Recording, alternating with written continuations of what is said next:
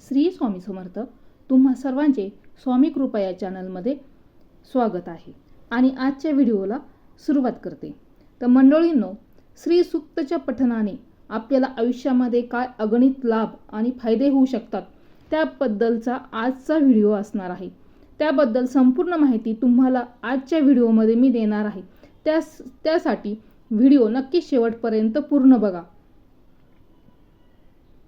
आणि अजून सुद्धा तुम्ही स्वामी कृपा या चॅनलला सबस्क्राईब केले नसेल तर चॅनलला सबस्क्राईब करायला विसरू नका आणि बेल आयकॉनला क्लिक करा, जेणेकरून माझे नवनवीन जे व्हिडिओ आहेत ते तुमच्यापर्यंत पोहोचतील. तर चला तर मग आजच्या या व्हिडिओला सुरुवात करूया. श्री सूक्तम हे ऋग्वेदात आढळणारे एक पवित्र स्तोत्र आहे, जे हिंदू धर्मातील सर्वांना प्राचीन ग्रंथापैकी एक आहे. हे संस्कृतमध्ये बनलेले आहे आणि देवी श्री किंवा लक्ष्मीला समर्पित आहे, जी संपत्ती, समृद्धी आणि देवी कृपेचे प्रतिनिधित्व करते. श्री सूक्तम स्तोत्राचे पठण भक्तांकडून आशीर्वाद मिळविण्यासाठी आणि देवीच्या कृपेसाठी केले जाते. श्री सूक्तमचा प्रत्येक श्लोक देवी लक्ष्मीच्या विविध गुणधर्मांवर आणि तिच्या भक्तांना दिलेल्या आशीर्वादांवर प्रकाश टाकतो.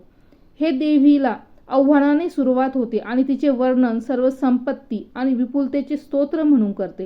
हे स्तोत्र सौंदर्य, तेज, श्रीला, प्रजनन यांचे मूर्त रूप म्हणून चित्रित करते. शुभ प्रसंगी आणि सणांच्या वेळी देखील याचे पठण केले जाते. विशेषतः देवी लक्ष्मीच्या उपासनेशी संबंधित ज्यांचा समृद्धीशी संबंध आहे यासाठी श्री सूक्ताचा पठण केले जाते. श्री सूक्त हे 15 ऋचांचे आहे. श्री सूक्तामध्ये अतिशय प्रभावशाली चैतन्य निर्माण करणारी शक्ती आहे. कारण आपल्याला माहीतच आहे, ज्या वेळेस आपण देवी देवतांचा जे नवीन ताक मूर्ती घरामध्ये आणतो किंवा आपण ज्यावेळेस श्री यंत्र घरामध्ये आणतो, म्हणजे नवीन ज्या देवांच्या मूर्त्या वगैरे घरामध्ये आणतो, तर ते सिद्ध करण्यासाठी आपल्याला देवी देवतांमध्ये देवत्व उतरण्यासाठी आपण श्री सूक्त किंवा पुरुष सूक्त पठण करत असतो, त्याचा अभिषेक करत असतो. तर श्रीयंत्र हे सिद्ध करण्यासाठी आणि श्रीयंत्रावरती सुद्धा तुम्हाला माहिती आहे की माता लक्ष्मी ही म्हणजे माता लक्ष्मीचं एक रूप आहे आणि माता लक्ष्मी सदैव श्रीयंत्राच्या रूपाने आपल्या घरामध्ये स्थिर स्थावर बसलेली असते. तर माता लक्ष्मीला प्रसन्न होण्यासाठीच म्हणून आपण त्याच्यावरती 16 वेळेस श्री सूक्त पठण सुद्धा करतो आणि कुंकुमार्चन सुद्धा करत असतो. देवीच्या ताकावरती म्हणजे आपल्याला कुलदेवीचं जे ताक आहे त्यावरती सुद्धा 16 वेळेस श्री सूक्त पठण करून आपण कुंकुमार्चन करतो, अभिषेक करत असतो. त्या देवी देवता आपल्यावरती प्रसन्न व्हाव्या, त्या देवी देवतांमध्ये म्हणजेच नवीन मूर्तीमध्ये त्यांचं जे देवत्व उतरावं आणि त्यांची जी काही ऊर्जा आहे ती आपल्यामध्ये म्हणजेच मूर्तीमध्ये उतरावी, ती सिद्ध व्हावं. यंत्र असेल, देवी देवतांचे ताक असेल, मूर्ती असेल किंवा काहीही असेल, ते सिद्ध व्हावं यासाठी आपण हे श्री सूक्ताचं पठण करत असतो. तर तुम्ही विचार करा का हे श्री सूक्ताचं पठण केल्याने जर एखादी देवी देवतांची मूर्तीही सिद्ध होत असेल, यंत्र सिद्ध होत असेल, तर आपण हे स्तोत्र रोज नियमितपणे घरामध्ये पठण केलं किंवा त्याचं वाचन केलं नियमितपणे, त्याचे पाठ केले तर त्याचे आपल्याला किती लाभ होऊ शकतात. आपल्यामध्ये किती मोठ्या प्रमाणात ऊर्जा निर्माण होऊ शकते आणि आपल्या वास्तूमध्ये काय ऊर्जा निर्माण होऊ शकते हे तुम्ही विचार करू शकता. तर यासाठी आपल्याला म्हणजे श्री सूक्तम आपणास हे सांगितलं आहे, वैदिक सूक्त आहे, अतिशय प्रभावशाली आहे, ऊर्जा निर्माण करणारी, चैतन्य निर्माण करणारी अतिशय प्रभावशाली हे श्री सूक्तम स्तोत्र आहे. तर ह्या स्तोत्राच्या मंत्राच्या पठणाने आपण जर नियमितपणे याचे पाठ केले, व्यवस्थितपणे शुद्ध अंतकरणाने, मनोभावे, श्रद्धेने, तर विचार करा आपल्या आयुष्यामध्ये किती बदल होऊ शकतात. कारण श्री सूक्त हे माता लक्ष्मीला अत्यंत प्रिय आहे. त्याचबरोबर श्री सूक्त हे वैदिक काळापासून चालत आलेलं आहे. फक्त माता लक्ष्मीच नाही तर अष्टलक्ष्मी ज्या आहेत त्या सुद्धा प्रसन्न होतात आणि आपल्या आयुष्यामध्ये जर काही प्रॉब्लेम्स असतील, अडचणी असतील, समस्या असतील, नोकरी विषयक असेल, नोकरीमध्ये प्रगती होत नाही किंवा बढती होत नाही, तर आपल्या घरामध्ये, तुमच्या घरामध्ये जर पैसा येतो आहे तो टिकत नाही आणि सततच्या घरामध्ये सततचे आजारपण आहे, घरामध्ये कटकटे, भांडण, नकारात्मक ऊर्जा, निगेटिव्ह वाटत आहे.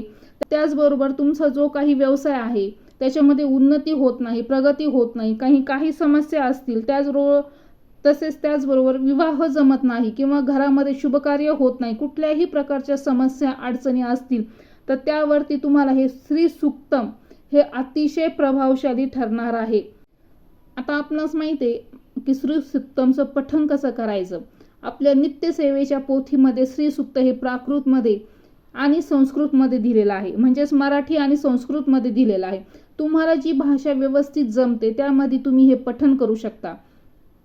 आता श्री सुक्त पठण कधी करायचं तर काय करायचं, ज्यावेळेस तुम्ही सकाळी देवपूजा करता तर सकाळी शुचिर्भूत होऊन आंघोळ करून आपली देवपूजा आटपून घ्यायची. देवपूजा झाल्यावर आपण काय करायचं आहे, धूप दीप लावलेला असतोच. देवपूजा झाल्यावरती मनोभावेने श्रद्धेने हात जोडून तुम्हाला यथाशक्ती जेवढ्या वेळेस तुम्हाला विषम संख्येमध्ये श्री सुक्त हे पठण करायचं असतं तर यथाशक्ती म्हणजे तुम्हाला जेवढी तुमची इच्छा असेल तेवढे तुम्ही पठण करू शकता. तेवढ्या वेळेस तुम्ही पठण करायचे आहे आणि शेवटच्या वेळेस हात जोडून फक्त फलश्रुती म्हणायची आहे. म्हणजे काय करायचं, श्री सुक्त आहे, श्री सुक्त आणि त्याची फलश्रुती असते. पण ज्यावेळेस तुम्हाला 1 वेळेस, 3 वेळेस, 5 वेळेस, 7 वेळेस, 11 वेळेस अशी ही विषम संख्येने तुम्हाला श्री सुक्त म्हणायचं आहे. पण एकदाच तुम्हाला हे 11 वेळेस म्हणून झालं, 7 वेळेस म्हणून जर झालं तर एकच वेळेस तुम्हाला हात जोडून फलश्रुती म्हणायची असते. आणि श्री सुक्त पठण करताना अतिशय घाई गडबडीत अजिबात फक्त उरकायचं म्हणून उरकायचं, मला 3 वेळेस करायचं, मला 11 वेळेस करायचं असं न करता त्या प्रत्येक रुचेचा तुम्हाला अर्थ समजून घ्यायचा आहे आणि मनोभावेने श्रद्धेने तुम्हाला ते पठण करायचं आहे. उगाच म्हणायचं म्हणून फास्टमध्ये वाचन करायचं अजिबात नाही. म्हणजे 5-2 मिनिटामध्ये तुम्ही श्री सुक्त पठण करणार आणि मोकळे होणार असं अजिबात करायचं नाही. आणि मी तर म्हणेल तुम्ही ना जेवढं तुम्ही संस्कृतमध्ये जर म्हणताल ना तर अतिशय उत्तम, खूप सुंदर आहे. संस्कृतमध्ये एकदा थोडंसं तुमचं चुकल पण मग तुम्ही प्रयत्न करा संस्कृतमध्ये श्री सुक्त म्हणण्याचा, खूप छान आहे संस्कृतमध्ये. जर तुम्हाला श्री सुक्त संकल्पयुक्त करायचं असेल तर संकल्पयुक्त करा किंवा रोज 1 वेळेस 3 वेळेस सुद्धा तुम्ही म्हणू शकता, काही हरकत नाही. आणि जर तुम्ही संकल्पयुक्त म्हटले तर तेवढे पाठ तुम्हाला रोज करावेच लागणार आहे. आणि याची पद्धत म्हणजे काही वेगळी तुम्हाला पूजा वगैरे मांडायची नाही. जर तुमची फार इच्छा असेल तुम्हाला संकल्पयुक्त करायचं आहे तर तुम्ही त्याची वेगळी पूजा मांडणी करू शकता, त्याला काही फार लागत नाही.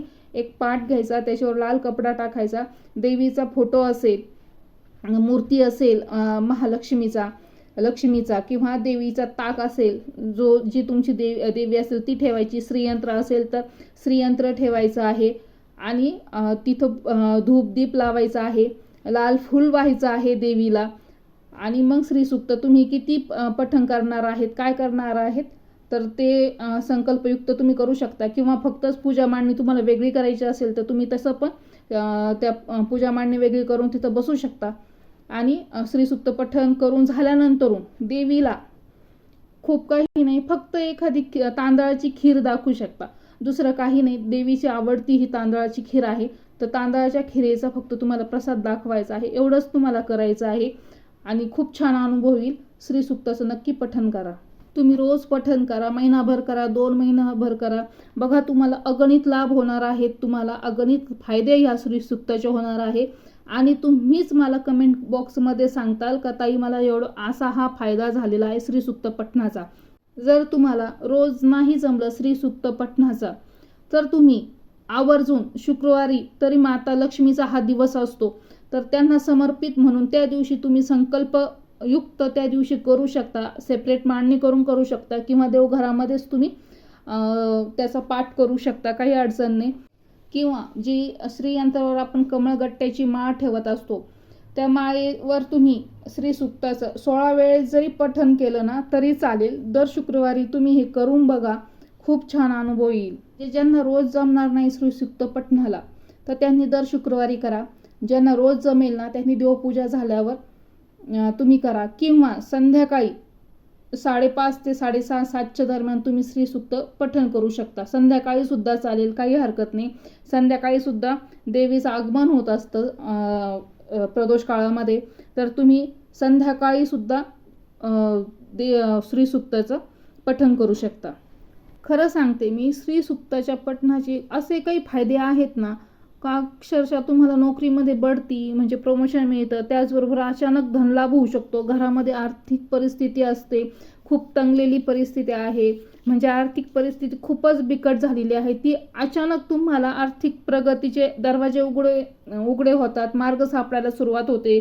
किंवा डोक्यावर कर्जाचा खूप सारा डोंगर आहे, तो कर्जाचा डोंगर सुद्धा हळूहळू कमी व्हायला सुरुवात होते.